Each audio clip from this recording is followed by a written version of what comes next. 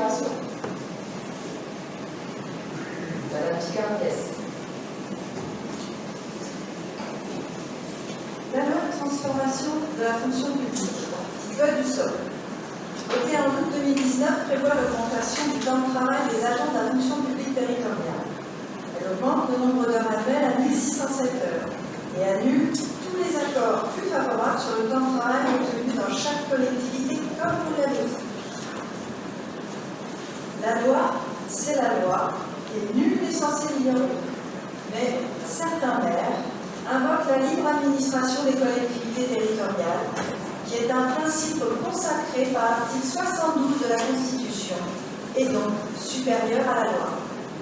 Ces élus, majoritairement de gauche, ont annoncé qu'ils n'appliqueront pas les dispositions relatives à l'augmentation du temps de travail en l'espèce. Pendant des années, M. Lagarde, en votre qualité de maire, vous vous êtes fait fort de continuer dans la lignée de Maurice Niès concernant les agents publics, ce qui vous a valu leur acceptation. Mais depuis quelques années, à la ville de Drancy, on expérimente la suppression de tous les acquis de cette période. Les 3 mois d'hiver avant le départ à la retraite, les jours de médaille, le casque. Là, avec votre projet, vous demandez aux agents de travailler plus sur des périodes qui ne seront même pas de la valeur ajoutée au service public, sur le temps du midi. Nous vous demandons de revoir votre copie et de proposer que tout temps supplémentaire soit au moins un temps mis à disposition d'associations drancéennes pour que les Drancéens puissent en avoir le retour. Après, on a pu constater qu'un parent dont l'enfant est malade, qui fera valoir ses jours de congé enfant malade, ou un agent de 62 ans qui viendrait être un peu plus souvent malade car vieillissant, ils se verront tous deux retirer des RTT car mathématiquement, ils n'ont pas ouvert le droit à congé suite à leur absence. C'est la loi de la double peine. Je n'ai jamais vu une mère ou un père se réjouir de la maladie de son enfant. Je pense que vous serez d'accord avec moi, madame le maire. Qui plus est, sans préjuger, mais statistiquement, ce sont bien souvent des femmes qui sont là encore lésées. Nous allons encore creuser le gouffre entre les hommes et les femmes. Maurice Niès avait permis en son temps que les parents dont les enfants sont porteurs de maladies invalidantes aient plus de congés pour soigner leur enfant. De même, M. le député a proposé une loi pour le soutien des familles avec des enfants malades. 2 poids 2 mesures? C'est inhumain. Comment pouvez-vous mettre en place une telle proposition? Sachez que notre groupe va interpeller M. Dussopt et Mme Amélie de Montchalin concernant les congés pour enfants malades. En 2016, Philippe Laurent, le maire UDI de Sceaux, auteur du rapport sur le temps de travail dans la fonction publique, disait « Il ne faut pas oublier qu'un grand nombre d'agents publics, près de 40%, travaillent régulièrement le week-end et les nuits, soit beaucoup plus que dans le privé, mais sans les avantages en heures supplémentaires. Dans la fonction publique, la contrepartie à ces suggestions particulières est un volume d'heures inférieur à la durée légale de 1607 heures.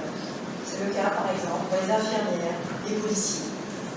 En même temps, le député Jean-Christophe Lagarde proposait de faire passer le temps de travail de 35 heures à 37 heures tout au long de la vie professionnelle, plutôt que de jouer sur l'âge de la retraite.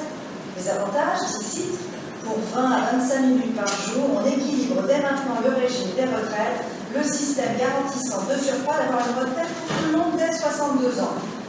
On continue l'expérimentation à Drancy.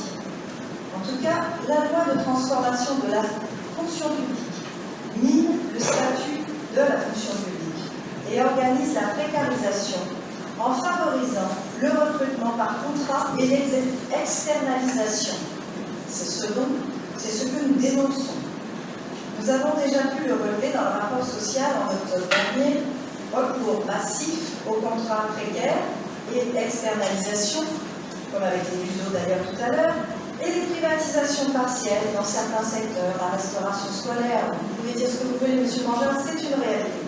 Selon la Cour des comptes, l'application des 1607 heures permettra une économie réforme nationale de 57 000 postes au moins et de 800 millions d'euros. Et oui, on économise, nous y voilà. Après avoir le projet de M. Sarkozy, maintenant travailler plus pour gagner moins, puis de M. Macron, hop, c'est le projet de Mme Pécresse qui est décliné à Nancy. Austérité, suppression de postes. Personne, aucun élu n'a appris de la crise sanitaire. Par ailleurs, le gouvernement a déjà annoncé le maintien du gel de la valeur du point d'indice. Ce blocage a entraîné une perte de 17% du pouvoir d'achat depuis 2010 pour les fonctionnaires. Cette réforme intervient donc après une crise sanitaire. Les agents du service public, nos agents à Nancy, comme à l'hôpital ou dans toutes les collectivités, ont assuré en première ligne la continuité des activités pour les habitants, avec en retour des primes allouées arbitrairement selon les responsables de service.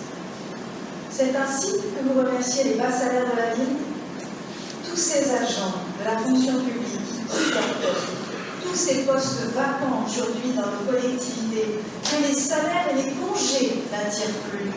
Des policiers municipaux qui n'arrivent pas à recruter, des éducatrices de jeunes enfants, des cadres pour lesquels il faut passer par des chasseurs de tête pour les recruter et déroger à toutes les règles de la fonction publique pour pouvoir leur donner un salaire attractif. C'est la mort annoncée et voulue des services publics. Mesdames et messieurs les élus, chers collègues dans la salle ici ce soir, vous qui, comme moi, sillonnez la ville, participez aux fêtes de quartier, allez au marché, faites vos démarches en lien avec les agents, vous avez validé la précarisation de ces hommes et de ces femmes que vous rencontrez tous les jours et qui sont dans la salle ce soir avec nous? C'est ça être un élu de proximité? Si c'est votre conception, ce n'est pas la nôtre. Pour moi, ils ne sont pas là pour servir et corvéables à tout faire. Pourquoi toujours s'attaquer aux plus faibles? Non à la casse du service public à Nancy et en France. Et nous ne voterons pas pour ce projet. Je vous remercie.